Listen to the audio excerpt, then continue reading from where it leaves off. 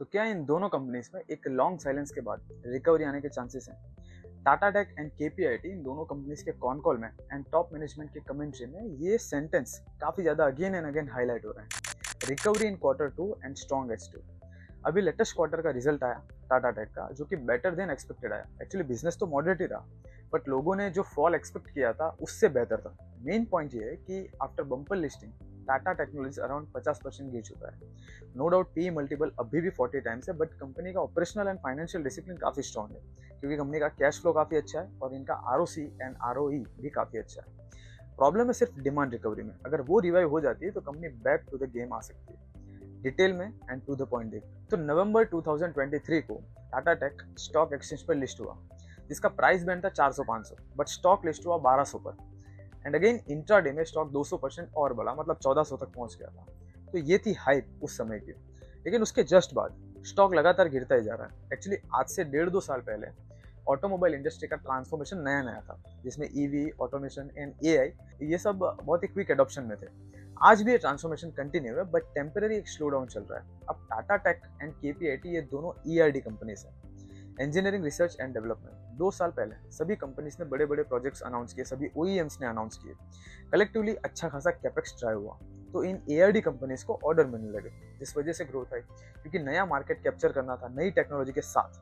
हर company इस latest theme को cater करना चाहती थी ताकि मार्केट शेयर बढ़ा सके। बट उसके बाद स्पेशली यूरोपियन मार्केट काफी स्लो हो गया, जिसमें energy crisis, high battery prices and inflation and साथ ही ग्लोबल अनसर्टेनिटीज भी रिस्पॉन्सिबल फैक्टर्स थे। एक क्वेश्चन ये आता है कि ये गिरावट थोड़ी ज्यादा हो गई। आई मीन गाड़ियां तो बन ही रही हैं, ठीक है, कम हो सकता है थोड़ा बहुत, बट बन तो रही है। एंड ऑटोमोबाइल सेक्टर से जुड़ी जितनी भी बाकी कंपनीज हैं उनमें इतना ज्यादा और इतने लंबे समय तक फॉल नहीं आया। बट ये थोड़ा ड्रामेटिक लगता है कि स्टॉक जो कि इतनी ज्यादा हाइप में था वो 50% तक गिर गया एंड काफी समय हो गया रिकवरी नहीं आ रही। तो इसको समझने के लिए इस इंडस्ट्री का बिजनेस नेचर समझना होगा। ईआरडी बिजनेस आईटी की तरह नहीं है कि जिसका रन रेट कांस्टेंट स्टेडी रहेगा। ये हाईली ओईएम्स के कैपेक्स साइकिल पर डिपेंडेंट है। इन कंपनीज के बिजनेस में इतना ज्यादा इम्पैक्ट इसलिए आया क्योंकि टेक्नोलॉजिकल मैन्युफैक्चरिंग में 2 फैक्टर्स होते हैं, मैन्युफैक्चरिंग एंड आर&डी। तो नॉर्मल मैन्युफैक्चरिंग तो होता रहेगा क्योंकि गाड़ियां एक सर्टेन लेवल तक तो बिकी रहेगी, बट स्लो डाउन का जो मेजर इम्पैक्ट है वो आर&डी पर पड़ता है। क्योंकि जब कॉस्ट कटिंग की बात आती है तो सबसे पहले आर&डी को ही रोका जाता है, और ईआरडी बिजनेस आर&डी बेस्ड बिजनेस है। तो जब कंपनी लॉन्च हुई तब ग्लोबल डिमांड को देखते हुए लोगों ने टाटा टेक एंड केपीआईटी जैसी कंपनीज को 30-40% ग्रोथ एक्सपेक्ट किया था। उस हिसाब से फिर पीई मल्टीपल भी मिला, प्रीमियम भी मिला।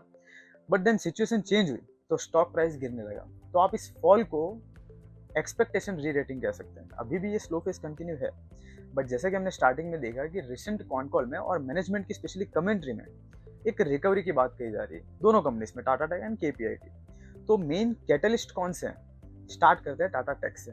तो टाटा टेक वॉल्वो कार्स के लिए एक की सप्लायर बनने जा रहा है। Then Emerson partnership, European luxury OEM orders, global commercial vehicle OEMs, Asian airlines, latest North American contract, ये मेन स्ट्रेटेजिक विन है। इसके अलावा कंपनी का एरोस्पेस वर्टिकल जो क्वार्टर ओवर क्वार्टर 13% सीएजीआर से ग्रो हुआ है। एंड इसी के साथ कंपनी का ओवरऑल जो रेवेन्यू है उसमें 10% कंट्रीब्यूशन एरोस्पेस से आ रहा है। Then machineries and industrial verticals में भी कंपनी अपना काम कर रही है। अगर केपीआईटी की बात करें तो ये कंपनी टाटा टेक से कंपेरेटिवली थोड़ा स्ट्रॉन्गर पोजीशन पर है, क्योंकि इसी क्वार्टर में इस कंपनी को $241 मिलियन के नए ऑर्डर साइन किए हैं। कंपनी ने जेएसडब्ल्यू के साथ लॉन्ग टर्म कोलैबोरेशन किया एंड मोस्ट इंपॉर्टेंटली कंपनी ने 20% का ग्रोथ गाइडेंस दिया। दोनों कंपनीज का आउटलुक पॉजिटिव टर्न ले रहा है, जिस पर आप डिटेल्ड एनालिसिस कर सकते हैं एंड रडार पर रख सकते हैं। क्रक्स ऑफ द वीडियो क्या है कि ये जो लॉन्ग पेन है वो एज पर मैनेजमेंट गाइडेंस और फ्यूचर स्ट्रेटेजीज के हिसाब से अपकमिंग क्वार्टर्स में थोड़ा पॉज हो सकता है। आफ्टर ऑल ये ग्रोथ इंडस्ट्री है, क्योंकि इन फ्यूचर मोबिलिटी एडवांसमेंट एक लॉन्ग टर्म कंटिन्यूस थीम है जिसमें लगातार इनोवेशन जो है चलते रहेंगे। कंसर्निंग पॉइंट ये है कि ये इंडस्ट्री आर&डी स्पेंडिंग पर बेस्ड है, साइक्लिकल बिजनेस है। स्लो डाउन का सबसे पहला एंड सबसे ज्यादा इम्पैक्ट इन्हीं कंपनीज पर होगा, क्योंकि एक कंपनी या ओईएम सबसे पहले अपना डिस्क्रिशनरी स्पेंडिंग ही ओवरकम करेगी जब प्रॉब्लम आएगी। देन वैल्यूएशन एंगल भी बहुत ज्यादा मैटर करेगा। No doubt high growth industry है, बट सस्टेन ग्रोथ कितनी है ये हमने पहले देख लिया। तो एक्स्ट्रा प्रीमियम जो है वैल्यूएशन देना शायद सही नहीं है ड्यू टू बिजनेस नेचर। अब इसमें आपका व्यू क्या है? ये रिकवरी कितनी कॉन्क्रीट है? आप कमेंट कर सकते हैं। एंड फाइनल इस वीडियो को एंड करते हैं। अगर वीडियो में दी गई इन्फॉर्मेशन अगर काम की लगी हो तो आप इसे जरूर लाइक कीजिएगा एंड चैनल को प्लीज सब्सक्राइब कीजिएगा।